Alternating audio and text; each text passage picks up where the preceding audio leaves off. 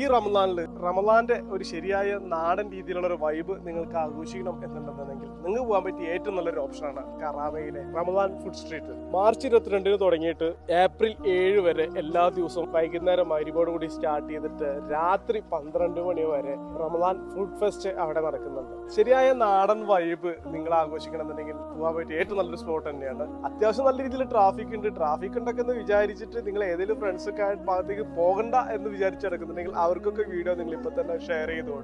അപ്പൊ നമ്മുടെ ഈ അക്കൗണ്ട് നിങ്ങൾ ഫോളോ ചെയ്യാൻ ഓർക്കണേ.